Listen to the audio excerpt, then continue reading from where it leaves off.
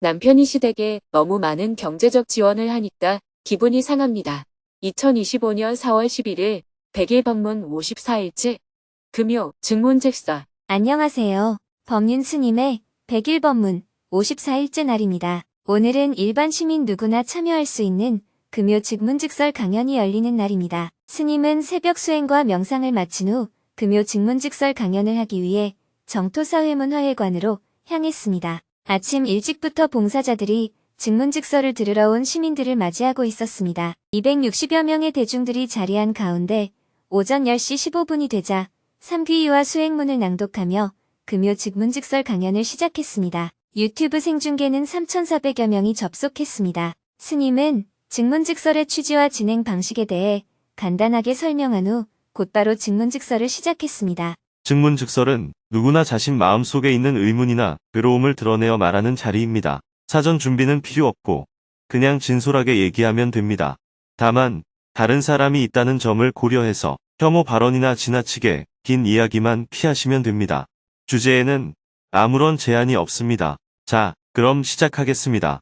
1시간 30분 동안 8명이 손을 들고 스님에게 질문을 했습니다. 그중 한 명은 남편이 시댁에 너무 많은 경제적 도움을 주는 것에 대해 질투하는 마음이 난다며 어떻게 마음을 다스려야 하는지 스님에게 조언을 구했습니다. 남편이 시댁에 너무 많은 경제적 지원을 하니까 기분이 상합니다.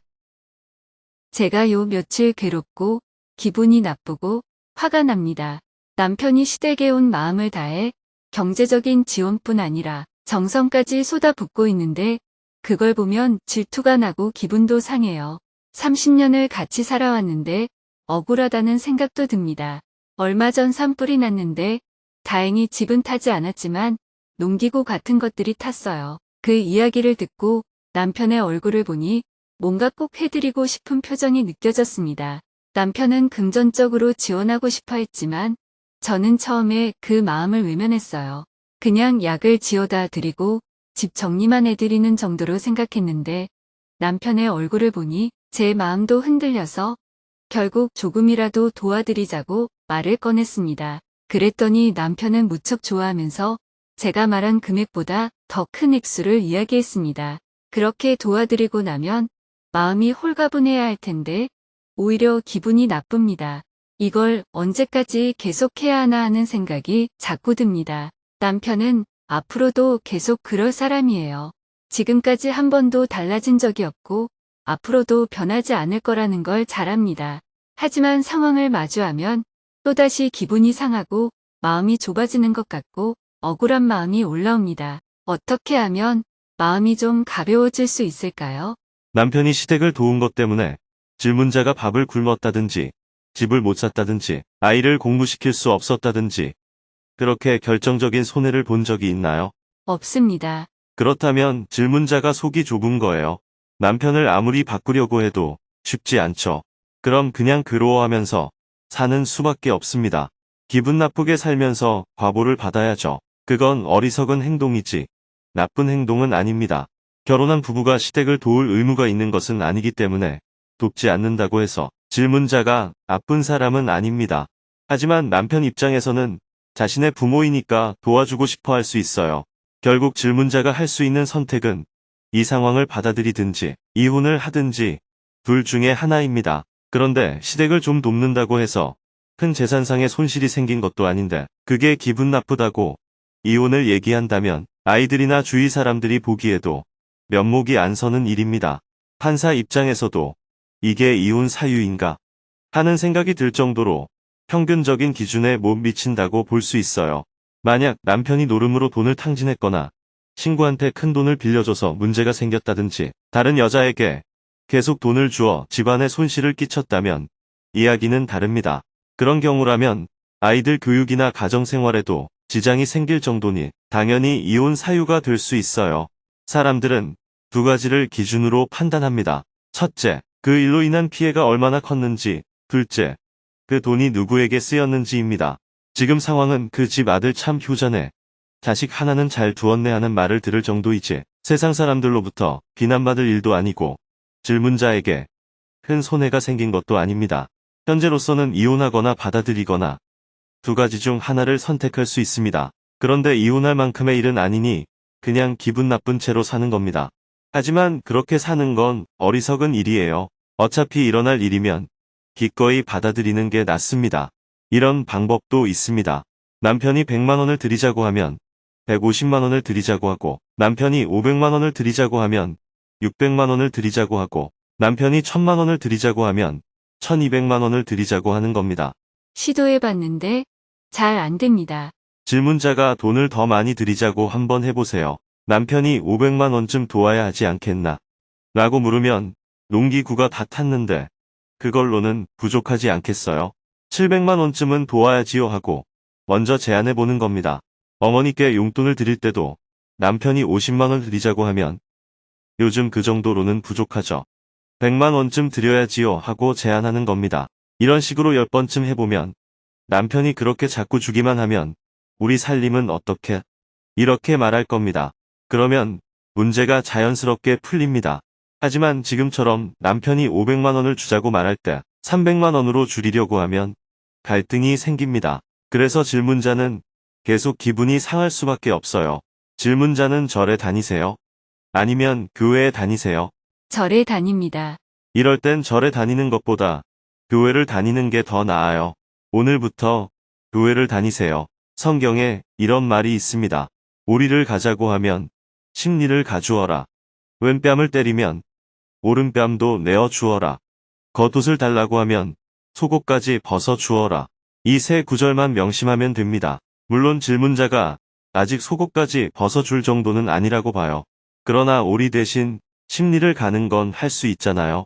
남편이 500만 원을 드리자고 얘기하면 700만 원을 드리자고 하고 남편이 300만 원을 드리자고 하면 500만 원을 드리는 겁니다.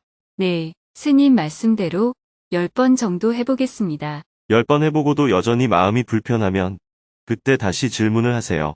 그러면 다른 처방을 드릴게요. 한 가지 더 질문하고 싶은 게 있습니다. 시댁을 도운 지 벌써 30년이 되었습니다. 그래서 지금은 시댁을 돕는 일이 일상이 되어버렸어요. 시어른들뿐 아니라 형님 내외까지도 우리가 도와주는 걸 너무 당연하게 여깁니다.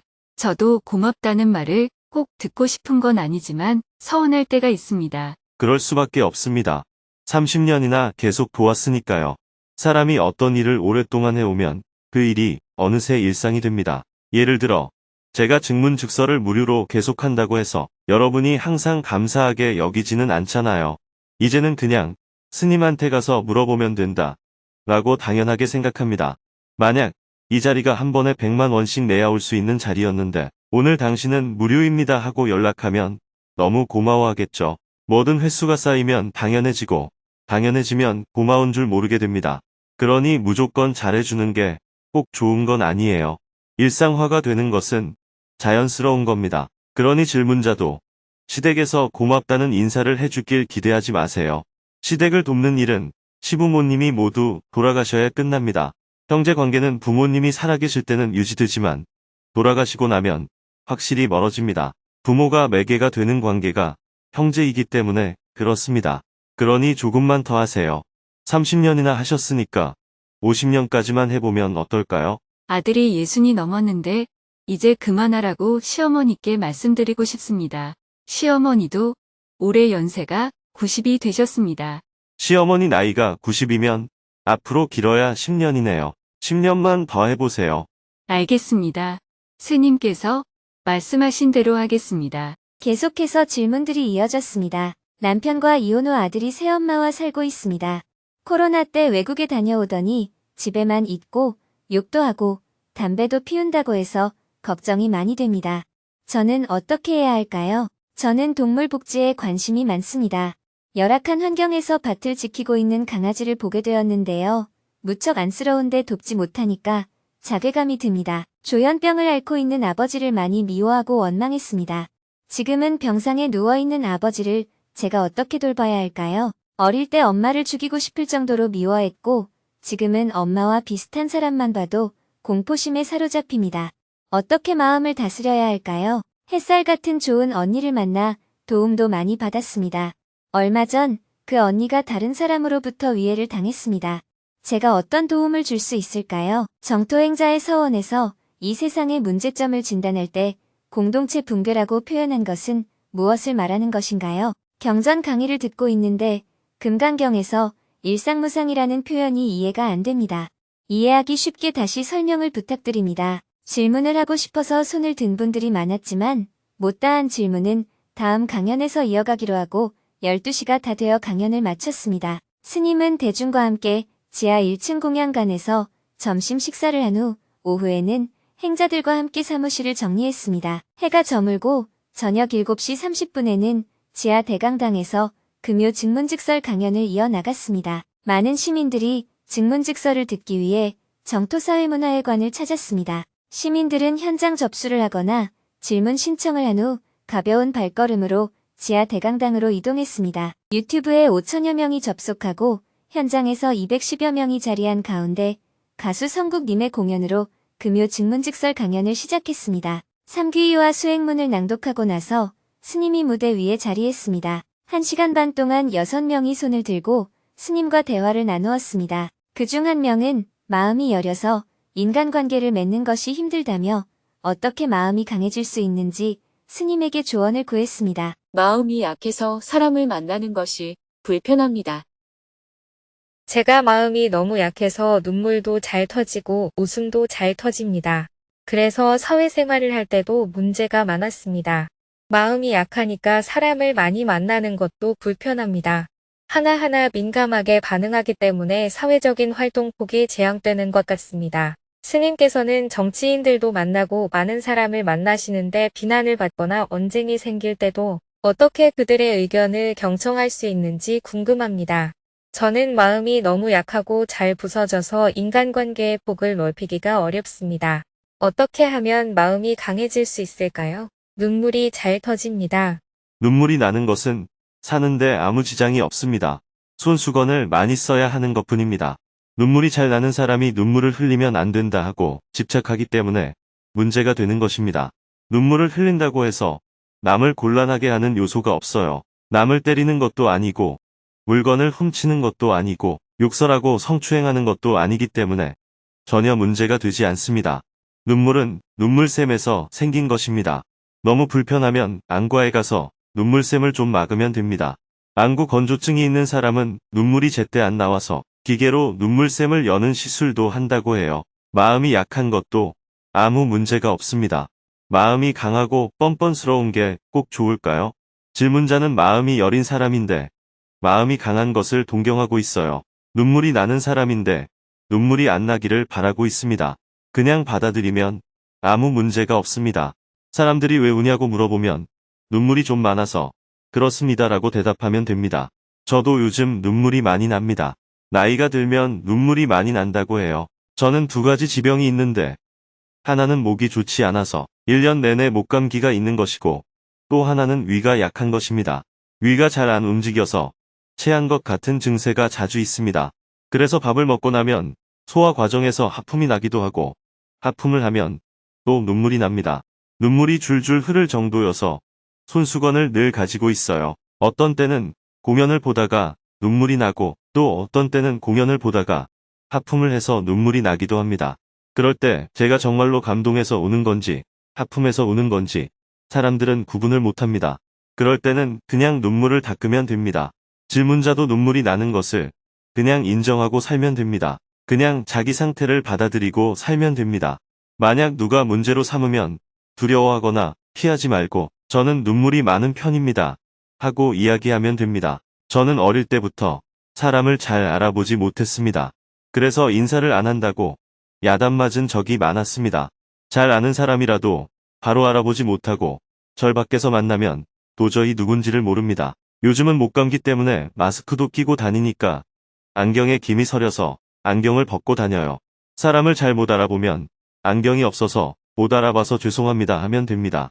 마음이 강해졌으면 좋겠는데 방법이 없을까요?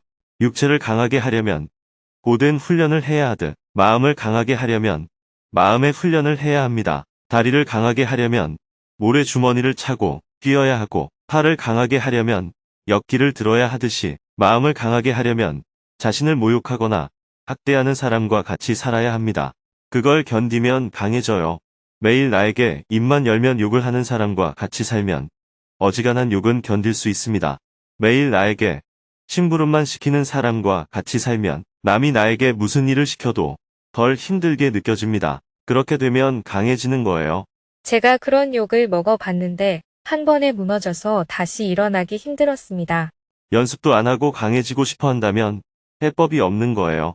정말 강해지고 싶다면 매일 욕하는 사람과 같이 살고 나에게 심부름 시키는 사람과 같이 살면 됩니다.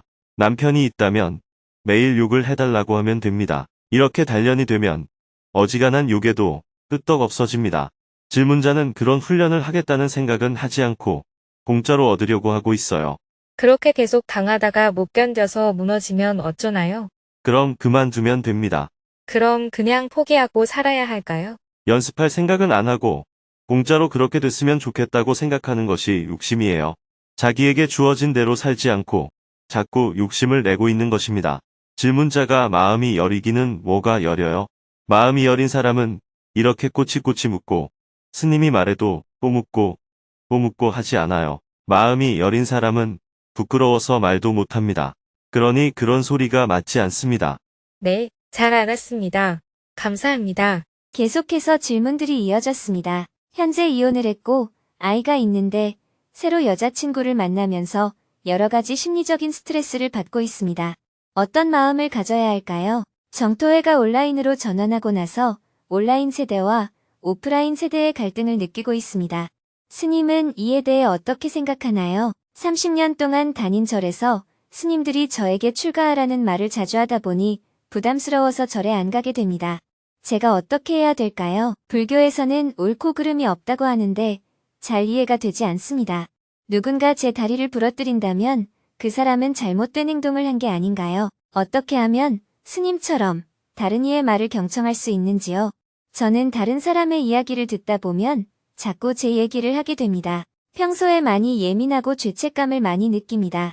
죄책감을 느낄 때는 어떻게 해야 하나요? 대화를 마치고 나니 밤 9시가 넘었습니다. 다음 주 이 시간을 기약하며 사홍서원으로 강연을 마쳤습니다. 정토사회문화회관을 나온 스님은 곧바로 서울을 출발하여 두북 수련원으로 향했습니다. 고속도로 위를 3시간 30분 동안 달려 새벽 12시 45분에 두북 수련원에 도착한 후 하루 일과를 마쳤습니다. 내일은 두북 수련원에서 하루 종일 농사일을 할 예정입니다.